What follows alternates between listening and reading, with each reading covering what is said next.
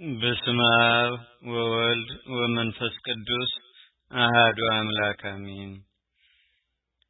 በዕለተ ዓርብ የሚነበብ የአባታችን የቅዱስ አቡነ ሀብተ ማርያም ገድል ነው። አብን በልብ ወልድን በቃል መንፈስ ቅዱስን በእስትንፋስ መስለን ሦስትነትን ስለተናገርን በባህሪ በህልውና አንድነታቸውን አምነን በዕለተ ዓርብ የሚነበብ የሚጸለይ የአባታችን የአቡነ ሀብተ ማርያም ገድልን ማንበብ እንጀምራለን። ከዚህ በኋላ ወደ ምዕራብ በመለሰኝ ጊዜ ብዙ ቅዱሳን ሲመጡ አየሁና ከነርሱ ጋር በአንድነት መሄድን ጀመርን።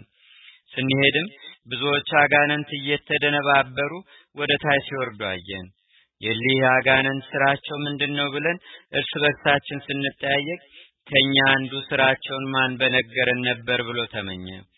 ይህንንም ስንነጋገር መንፈስ ቅዱስ ከቅዱሳኑ መካከል ለይቶ ወሰደኝ። እሊህም አጋንንት ወዳሉበት አደረሰኝ። ነፍሱን ከስጋው ሊለዩ ወደው አንዱን ሰው ሲይዙ ታየው። ያን ጊዜ ያችን ነፍስ አምጧት የሚል ቃል በእነርሱ ላይ ስለተነገረ ከዚህም ቃል ጋር አምጧት የሚል ቃል ስለተጨመረ ያቺ ጎስቋላ ነፍስ ከስጋዋ ተለይታ ፈጥና ወደ ሲኦል ወረደች። ይህን ሁሉ ካየው በኋላ ተመልሼ መጥቼ የተደረገውን ሁሉ ለቅዱሳኖቹ ነገርኳቸው። በዚህም ጊዜ ያችን ነፍስ ይቅር ይላዘን ስለሷ አንድ ሆነን ልዑል እግዚአብሔርን ማለድ ነው። ለጣዖት ስትሰግድ ለኖረች ይህችን ነፍስ አልምራትምና አትርከሙ የሚል ቃል ከልዑል እግዚአብሔር መጣልን። ልመናችንን የማትቀበል ከሆነ በከንቱ ሰብስበህናል ብለን ስላዘን እግዚአብሔርን የዘነጉ ሰዎችን ቅጣት እንድታዩ ነው ብለን እግዚአብሔርን የዘነጉ ሰዎች ሲቀጣቸው ለደጋጎች ሰዎች ዋጋቸውን ሲሰጣቸው አይተን አንዱን አመሰገን ነው።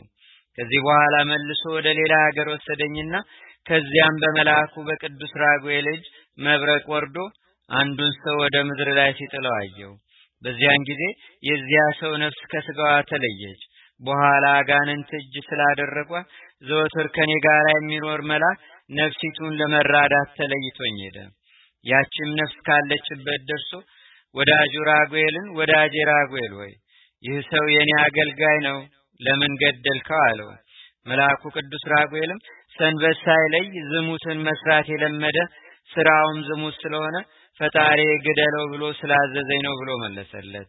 ኃጥአንን ሊያጠፋ እንጂ ጻድቃንን ሊያጠፋ መብረቅ እንዳይታዘዝ አንተስ ታውቅ የለምን አለው። ይህንንም ሲባባሉ ሄደው ከሥላሴ ፊት ደርሰው ሰገዱ። ቅዱስ ሚካኤልም እግዚአብሔርን ስምህን የጠራ ዝክርህን ያዘከረ ሁሉ በአንተ ጸሎት ከፍዳ ይዳንልህ ብለኸኝ ነበር። ይህች ነፍስ የኔ አገልጋይ ናትና ማርልኝ ብሎ እግዚአብሔርን ማለደ። አሁንም ይህች ነፍስ አንተ የሰጠኸኝን ቃል ኪዳን አምና ስታገለግለኝ የኖረች ናትና ማርልኝ ብሎ ተማጸነ። እግዚአብሔርን በጎ ስራዋንና ክፉ ስራዋን ባስመዘነ ጊዜ በጎ ስራዋ ከክፉ ስራዋ በለጠ። ያን ጊዜም ቅዱስ ሚካኤል ይህችን ነፍስ በክንፉ ታቅፎ ወስዶ ለቅዱስ ገብርኤል ሰጠው። ቅዱስ ገብርኤልም ለቅዱስ ሩፋኤል ካስረከበው በኋላ ለሰባቱ ሊቃነ መላእክት አስረከባትና ሰባቱ ሊቃነ መላእክት አንዱ ወደ አንዱ እየተቀባበሉ ከመስቀል ዘንድ አደረሷት። ከመስቀል ዘንድ ካደረሷት በኋላ ለመስቀል አሰግደው መስቀልን ካሳለሟት በኋላ በቅዱስ ሚካኤል አማላጅነት ወደ ገነት አስገቧት። ያም መልአክ ወደ እኔ በተመለሰ ጊዜ መስቀል ታሳልሟት ዘንድ ያችን ነፍስ ወደ መስቀል ለምን ወሰዳችኋት አልኩት። በትልቅም በትንሽም ነገር ክርስቲያናዊነትን ነፍስ የሚቃወም ቢመጣባት ድል የምትነሳበትን በመስቀል ፍርድ ይታይላታልና ስለዚህ ነው አለኝ። የሚከራከራት ቢኖር ግን እንዳየኸው ወደ መስቀል ባደረሷት ጊዜ የሚቃወማት ሰይጣን ይርቅላታልና ዳግመኛ አይከራከራትም። ዛሬም ይህችን ነፍስ የሚከራከራት አልነበረምና ስለዚህ ወደ መስቀል ለመውሰድ አፈጠን። ሰይጣን ሊነጋገራት ሊከራከራት እንዳይችል አለኝ። ከዚህ በኋላ ቅዱስ ሚካኤል ወደ ሰማያዊት ኢየሩሳሌም አውጥቶ በውስጧ ወዳለ ቦታ ወስዶ ከዚያ አቆመኝ። እንዲህም ባለ ስራ ሳለሁ የልዑል እግዚአብሔር የባህሪ ልጁ የሾማቸው የ12 ሐዋርያት ወደ እኔ መጥተው ሀብተ ማርያም ሆይ ከልጅነትህ እስካሁን የሰራኸውን ኃጢአት እኛ ከሰራነው ያጎደልከውን ቃል መንፈስ ቅዱስ ይቅር ብሎሃል አሉኝ። ለነሱ ሰግጄ ቡራኪን ከተቀበልኩም በኋላ መልአኩ ልብሰ ተክህኖ ለብሶ በርፈ መስቀል የእሳትን ፍም አንስቶ ከንፈሬን አስነካኝ። በፍቅር አንድነት ተመልሰህ ቀድሞ ወደ ነበርክበት ግባና ቢሰሙ የዚህን ዓለም ሕዝብ አስተምራቸው አለኝ። እንዲመለሱ በደላቸውንም ሁሉ አስረዳቸውና ባይቀበሉ ግን እኔ እፈርድባቸዋለሁ ባለኝ ጊዜ ወደ ቦታዬ መልሶኝ በእግሬ ካቆመኝ በኋላ ከኔ ተሰወረኝ። ራሳቸውን አርቀው ይህ ራእይ የአቡነ ሀብተ ማርያም ነው ካሉ በኋላ ራሳቸውን አቅርበው ያን ጊዜ አለቀስኩኝ አሉ። ከዚያች ቀን ጀምሮ በመንፈስ ቅዱስ ተገልጦለት ያልተደረገውን እንደተደረገ ያልመጣውን እንዳለፈ ከሰማይ በታች ከምድርም በላይ ያለውን የተሰወረውን ሁሉ አወቀ። ሁሉም ከተናገረው ጭምር እንደ ጎርጎርዮስና እንደ ዮሐንስ አንድነቱን ሶስትነቱን ሲናገር በመዓልትም በሌሊትም ካፉ ሳያቋርጥ 5 ቀን ኖረ። 5ቱም መነኮሳት ካነጋገሩ ድምጽ የተነሳ እያደነቁ ድርሰቱን ሲሰሙ ሰነበቱ። ወዳጄ ሀብተ ማርያም በ5ቱ ቀን የተናገረውን ምስጢር እስኪሞት ድረስ ለማን እንዳትናገሩ የሚል ፍጹም ኃይለ ቃል ከሰማይ ወደ እነርሱ መጥቶ ተነገረ። ከሞተ በኋላ ግን ያስተማረውንና የተናገረውን ምስጢር ለሚያስተውል ሰው ንገሩ የሚል ነው። እሊህም ክቡራን ሰዎች ይህን ከሰሙ በኋላ ስላዩት ስለሰሙት ነገር እጅግ ተደነቁ። የተገለጠለትም ምስጢር የተነገረባቸውም ዕለታት የታወቁ ናቸው። እሊሁም 9 የጌታችን የአምላካችን የመድኃኒታችን የኢየሱስ ክርስቶስ በዓላት 33ቱ አምላክን የወለደች የእመቤታችን የቅድስተ ቅዱሳን የድንግል ማርያም በዓላት ናቸው። ከንዑሳንም የመስቀል በዓላት የ12 ሐዋርያት በዓላትና የዮሐንስ መጥምቅም በዓል ናቸው።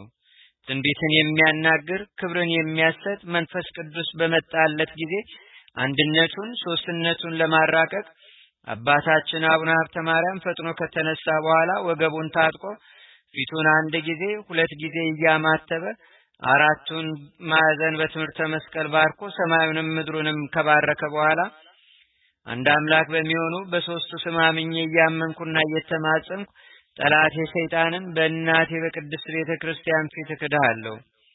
ለዚህም ምስክሬ ቅድስት ማርያም ናት። ሰው እንደ ገፋ የምትሆነኝ በዚህም ዓለም በወዲያኛውም ዓለም ለዘላለሙ አሜን። ይህን 23 ጊዜ ከደገመ በኋላ መንፈስ ቅዱስ እንደገለጠለት ትንቢቱን መናገር ይጀምራል። የተናገረውም ትንቢት በሌላ መጽሐፍ ተጽፏል። ቅዱሳንም ሁሉ አባታችን አቡነ ሀብተ ማርያም የሚናገረውን ምስጢር ለመስማት ቦታ እስኪጠባቸው ድረስ ከምስራቅ ከምዕራብ ከሰሜን ከደቡብ አቡነ ሀብተ ማርያም ካሉበት ይሰበሰቡ ነበር። በሰሙም ጊዜ ስራው ከሰው ተፈጥሮ ልዩ ነውና ይህን ሰው በምን እንመስለዋለን? አምላክ ነውን? ወይስ ሌላ መልአክ ነው? ወይስ ሰው እያሉ ያደንቁ ነበር። አባታችን አቡነ ሀብተ ማርያም ግን ያን ጊዜ በልቦናቸው ያሰቡትን አውቆ እናንተ የዚህች ሀገር ሰዎች ሆይ እኔ እናንተ በልቦናችሁ እንደምታስቡት አይደለሁም። እኔ የአምላክ ተገዥ ነኝ እንጂ አምላክ አይደለሁምና እንዲህ እንዳትሉ አላቸው። እኔ ፈጣሪ እንዳዘዘኝ እናገራለሁና። እነርሱም ይህን ሰምተው የእግዚአብሔርን ሥራ እያደነቁ ወደ የቤታቸው ሄዱ። አባታችን አቡነ ሀብተ ማርያምም ከሀገር ወደ ሀገር እስኪያባርራቸው ድረስ አጋንንትን እንደ ባሪያ እየገዛ ብዙ ዘመን ኖረ። አቤቱ የእግዚአብሔር ተገዢ አባታችን አቡነ ሀብተ ማርያም ሆይ ካንተ ጋር ምን ጠበሳ አለንና እንዲህ ያደረከን እያሉ ይጮሁ ነበር። መላእክት ግን በተንኮል የመጡትን ሴቶችና ወንዶችን እያጠፋ በቦታው ተከታትሞ አቡነ ሀብተ ማርያምን በየዘመኑ የሚያደርገውን ሥርዓት ያስተምሩት ነበር።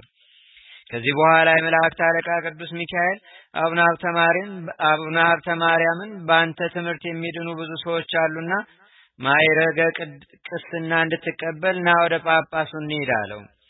እርሱም በመታዘዙ ደስ ብሎት እሺ ብሎ መልአኩን ተከተለው። እርሱም ሄዶ ከጳጳሱ ማዕረገ ቅስናን ከተቀበለ በኋላ በላዩ ላይ መንፈስ ቅዱስ ስላደረበት በጸጋ ላይ ጸጋ በክብር ላይ ክብር ተጨመረለት። ቅዱስ ሚካኤልም እንደ ሚዜና እንደ ባልንጀራ ከእርሱ ጋር በየጊዜው ሁሉ የእግዚአብሔርን ምስጋና ሲጫወት ኖረ። ቀድሞ ወደ ነበረበት ሀገርም በደረሰ ጊዜ በቃሉ መናፍስተ ርኩሳን ድል እየነሳ አጋንንትንም ከሰው ሁሉ ላይ እያወጣ ታምራትንና ድንቅ ስራን በዚያች ሀገር ውስጥ አደረገ። ከዚያ አስቀድሞ ጓና በምትባል ሀገር ይኖር ነበር። በዚህም ሀገር ሳለ መንፈስ ቅዱስ ባደረበት ጊዜ እንደ ኤርምያስና እንደ ኢሳይያስ የአንድነትንና የሶስትነትን ምስጢረ መለኮት ተናገረ። በሀገሩም ያሉ ሰዎች ሁሉ ትምህርቱን ለመስማት ይጣደፉ ነበር። እርሱም የእያንዳንዱ ክፉውንም በጎውንም ቢሆን ስራቸውን እየገለጠ ያስተምራቸው ነበር። ያን ጊዜም መንግስተ ሰማያት ልትሰጥ ቀርባለችና ንስሐ ግቡ እያለ ስላስተማራቸው ሰምተው በመደንገጣቸው ኃጢአታቸውን አብሯቸው ለነበረ ቄስ እየነገሩ ንስሐ ገቡ። ቄሱም እንደ ኃጢአታቸው መጠን እንደሚገባ ንስሐውን ይሰጣቸው ነበር። አባታችን አቡነ ሀብተ ማርያም በመንፈስ ቅዱስ ኃጢአታቸውን ሁሉ አስተሰርዮላቸዋልና ነገር ግን እንደ ቀድሞ ኃጢአት እንዳትሰሩ አላቸው። ከእንግዲህ ወዲህ ግን በዘላለም ድህነት ጸንታችሁ ትኖሩ ዘንድ በጎ ሥራ ስሩ። ይኸውም እርስ በርስ መፋቀር ነውና ክፉ ሥራ አትስሩ። አባታችን አቡነ ሀብተ ማርያም የሚመጣውን ትንቢት ያለፈውን ምስጢር በማወቅ አብዝቶ ባስተማረ ጊዜ የሀገሩ ሰዎች እርስ በርሳቸው የዚህ ሰው ሥራው ምንድነው ተባባሉ። እንዲህ የሚናገር የሚመጣውን ምስጢር የሚተረጉም አይሁድ ጌታን ሰይጣን አድሮበታልና ለምን ትምህርቱን ሰሙታላችሁ እንዳሉ በዚህም ሰው ጋኔን አድሮበት እንደሆነ እንጃ አሉ። ነቢያትም ስለ ክርስቶስ የተናገሩት ትንቢት አልፎ ተፈጽሟል። እኩሌቶቹም ሰይጣን ምጽዋት መጽውቱ መስዋዕት ሰው ሰንበት አክብሩ ይላልን አሉ። ጌታ በወንጌል ሰይጣንን ማስወጣት ይችላልን እንዳለ ወይስ ሰይጣን ሰይጣንን ማስወጣት ይችላልን አሉ። ሰይጣንም ሰይጣንን የሚያስወጣው ከሆነ እርስ በርሱ ተለያየ፣ መንግስቱስ እንደምን ትጸናለች? እንደ ወንጌል ሐተታ በል እርስ በርሷ የምትጣላ መንግስት ፈጽማ ትጠፋለች እንደሚል። ወይስ ሰይጣን ጾምን ጸሎትን ይወዳልን? ይህንን ስራ ተውና ለአንድ ጊዜስ እንኳን በጎ ስራ ልስራ ባለ ጊዜ ስመ ሥላሴን ጠርቶ በመማተብ አይጀምርም። ንዑድ ክቡር የሚሆን አባታችን አቡነ ሀብተ ማርያም ግን ስራውን ፊቱን በማማተብ ይጀምራል። ከሚመጣ መቅሰፍት የተነሳ ለምድሪቱ ወዮላት፣ ይልቁንም በዚህች ሀገር ላሉ ሰዎች ወዮላቸው ሲል መንፈስ ቅዱስ በላያቸው ላይ ቃልን አሰማ። የመረጥኩትን ወዳጄን ንቀውታል አቃለውታልና እነርሱን ብቻ የናቁ ያቃለሉ አይደሉም፣ እርሱን ብቻ የናቁ ያቃለሉ አይደለም፣ እኔንም ናቁኝ አታለሉኝ እንጂ። እኔ ፈጽሜ ንቄያቸዋለሁና ወዳጄ ሀብተ ማርያምን ግን እኔ እንደ ሙሴ መርጬ ከሁሉ ሕዝብ በላይ ሾማለሁ። ሌላም መልአክ አቤቱ በደምህ የዋጃቸው ሕዝብ እንዳይጎዱ ተቆጥተህ በሕዝቡ ላይ መዓትህን አታውርድ አለው። ለምልክት ይህ የመቅሰፍት ዕድል በኃጥአን ላይ አድርግ እንጂ። ጌታም መልአኩን እኔ የወደድኩትን አደርጋለሁ፣ ለአንተ ከዚህ ምን አለህ ብሎ መለሰለት። እኔ ግን ወዳጄ ሀብተ ማርያምን ወዳጄን ከናቀች ቃሌን ካቃለለች ከዚች ሀገር አወጣዋለሁ። መልአኩም ይህን ቃል ሰምቶ ፈጥኖ ይወጣ ዘንድ አባ ሀብተ ማርያምን አዘዘ። ከዚያ ሀገር ተነስቶ ወደ ሌላ ሀገር ይሄድ ዘንድም ስለታዘዘ አባታችን ቅዱስ አቡነ ሀብተ ማርያም የመልአኩን ቃል ሰምቶ ሁላጓት ወደምትባል ሀገር ሄዶ ኖረ። ከአጓና ሰዎች አውራጃ በወጣ ጊዜም አንበጣ መጥቶ መሬቱን እስኪልስ ድረስ ሳሩንም ቅጠሉንም ሳይቀር በሀገራቸው ያለውን እህል ሁሉ ጨርሶ ሰዎችንም ለወሬ አንድ ሰው እንኳን ሳይቀር ቸነፈር ፈጃቸው። አባታችን አቡነ ሀብተ ማርያም ግን ባለ ዘመኑ ሁሉ ፈጽሞ ከበረ ገነነም። ወሬውም በዓለም ሁሉ ተሰማ። ብዙዎች ሰዎች ከሮማ፣ ከግብጽ፣ ከአስቄጥስ ሲሃድ ከሚባል ገዳምም እየተነሱ ወደ እርሱ ይመጡ ነበር። ከሀገሩም ሁሉ በአንበሳ የሚቀመጡ እንደ ንስርም ክንፍ የተሰጣቸው የበቁ ሰዎች ወደ እርሱ ይመጡ ነበር። እግዚአብሔር ከእነርሱ በላይ ከፍ ከፍ አድርጎታልና እጅ መንሻውን እየሰጡ ከጎበኙትም በኋላ የሚሹትን ነገር ሁሉ እርሱን ይጠይቁት ነበር። እርሱም የሚመጣውን እንዳለፈ የሚደረገውንም እንደተደረገ አድርጎ ይነግራቸው ነበር። እርሱም ከልጅነታቸው ጀምሮ እስከዚያች ቀን ድረስ የሰሩትን ሥራ ይነግራቸው ነበር። እነርሱ ዕውቀቱን እያደነቁ እግሩን እጁን ሲስሙት እርሱም እንደነሱ እያንዳንዳቸውን ይሰማቸው ነበር። እርሱም ብቃታቸውን አይቶ ስራችሁ እንዲህ ሲሆን ለምን ወደ እኔ ትመጣላችሁ አላቸው። እነርሱም በማናቸውም ስራ እግዚአብሔርን በለመነው ጊዜ እርሱም በኢትዮጵያ የሚኖር እንደ ሙሴ ያለ ሀብተ ማርያም የሚባል ወዳጅ ያለና ሁሉን ስለሚነግራችሁ ዘወትር እርሱን ጠይቁ ብሎ ስላዘዘን ነው አሉት። የእግዚአብሔርን ቃልንም ስለሰማን ወደ አንተ መጣን። እርሱም ከሩቅ መምጣታቸውን እያደነቀ ቅዱሳኑን በፍቅር አንድነት ይሸኛቸው ነበር። አባታችን አቡነ ሀብተ ማርያም ከዚህ ዓለም በሞት እስኪለይ ድረስ ከሩቅ እየመጡ ቅዱሳን ዘወትር ሲጎበኙት በእንዲህ አይነት ሥራ ኖረ። ዳግመኛም አብረውት የሚቀመጡ 3 ልጆች ነበሩ። አባ ሀብተ ማርያምም ልጆቹን ልጆቼ እኔ ሳላያችሁ እንዳትበሉ እንዳትጠጡም አላቸው። ከስስቱም ብዛት የተነሳ ያደረበት ሰይጣን በመብል ምክንያት ይሁዳን እንዳታለለ እናንተንም እንዳያታልላችሁ እኔ ሳላያችሁ እንዳትበሉ ያላቸው ነፍጎ አይደለም፣ ከጠላት ወጥመድ ሊጠብቃቸው ነው እንጂ። እነርሱ ግን አባታችን አንተ እንዳዘዝከን እሺ አንበላም ካሉ በኋላ እነርሱ ግን ከርሱ እየተሰረቁ ይበሉ ነበር። አባታችን አቡነ ሀብተ ማርያምም አድሮበት ባለ በመንፈስ ቅዱስ እየተደበቁ ሲበሉ አውቆ ተንኮሉ የበዛውን ከነሱ አንዱን ልጅ ከኔ ጋር መኖር አይገባህምና ከኔ ተለይተህ ሄደህ በወደድከው ተቀመጥ አለው። እርሱም ተባሮ የትም ከሄደ በኋላ አንዱ ተናዶ ከባህር ገብቶ ሞተ። 3ኛውን ግን ዘመዶቹ አታለው ወደ ሀገራቸው ይዘውት ሄዱ። ከነርሱም ጋር አኖሩት። አባታችን አቡነ ሀብተ ማርያምም ብቻውን ስለቀረ ስለዚህ ነገር እጅግ አዘነ። እንዲህም ባለ ሥራ ሳለ ልጁን የቀሙትን ሰዎች ቸነፈር የሚባል ደዌ ያዛቸው። የሀገሩ ሰዎች ግን እንደ ሀገራቸው ልማድ ከከተማው አርቀው ወደ በረሃ ቀሳ አወጧቸው። አባታችን አቡነ ሀብተ ማርያም ደዌያቸውን ሰምቶ ከቤታቸው አውጥቶ ወደ በረሃ ቀሳ እንዳወጧቸው ማውቀው አዘነ። ብታመም አልጠየቃችሁኝም የሚል የወንጌልን ቃልም አስቦ ሊጠይቃቸው ወደ እነርሱ ሄደ። ደርሶ የሰሩትን ኃጢአትንም ባናዘዛቸው ጊዜ እነርሱም የሰሩትን ኃጢአት አምነው ቢናዘዙለት ለበሽተኛ እንደሚገባ አድርጎ ንስሐውን ሰጣቸው። እርሱም ስለነርሱ እየለመነ ወደ እግዚአብሔር ካመለከተ በኋላ ተመልሶ ወደ ማደሪያው ሄዶ ተቀመጠ። ጠይቆ ሲመለስም አጋንንቱ የተከተሉትና አባታችን አቡነ ሀብተ ማርያም በግልጥ አይቶ የቸነፈር ሰራተኞች እንደሆኑ ባወቀ ጊዜ ወደ እርሱ ቀርበው እንዳይዳስሱት በእግዚአብሔር ስም ካማላቸው በኋላ አሰናብቶ ወደ ቦታቸው ሰደዳቸው። አነሳስቶ ላስጀመረን አስጀምሮም ላስፈጸመን ለልዑል እግዚአብሔር ለዘላለሙ ክብር ምስጋና ይግባውና የአባታችን የአቡነ ሀብተ ማርያም ልመናው ረድኤትና በረከቱ አማላጅነቱም በአገራችን በኢትዮጵያ በደብራችን በደብረ ሰላም በሕዝበ ክርስቲያኑ ሁሉ ላይ ለዘላለሙ አድሮ ይኑር፣ አሜን።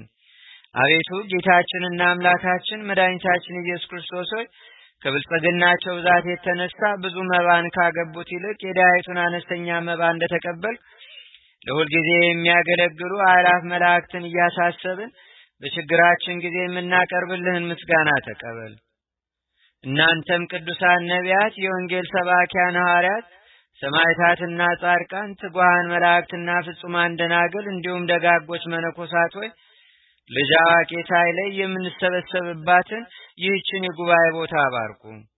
ይህን መጽሐፍ ወረቀቱን አዘጋጅቶ ብራና ደምጾ ብዕር ቀርጾ የጻፈውና ያጻፈውን ወይም በማህተም ያሳተመውን ከግዕዝ ወደ አማርኛም የተረጎመውን ቃለ ንባቡንም በእርጋታ መንፈስና በተመስጦ ሕሊና የሰማውን ያደመጠውንም በደለኛና ሁሉም በአማላጅነቷ የምታስምር በጌታችንና በአምላካችን በመድኃኒታችን በኢየሱስ ክርስቶስ እናቱ በቅድስተ ቅዱሳን በድንግል ማርያም ጸሎት ጌታችንና አምላካችን መድኃኒታችን ኢየሱስ ክርስቶስ አገራችንን ኢትዮጵያ ከታዘዘ መቅሰፍት ይሰውርልን። ይህንንም ጦርነት በቃ ይበልን። የሞቱትንም ሁሉ ነፍሳቸውን በአብርሃም በይስሐቅ በያዕቆብ አጠገብ ያሳርፍልን ለዘላለሙ አሜን። አቡነ ዘበሰማያት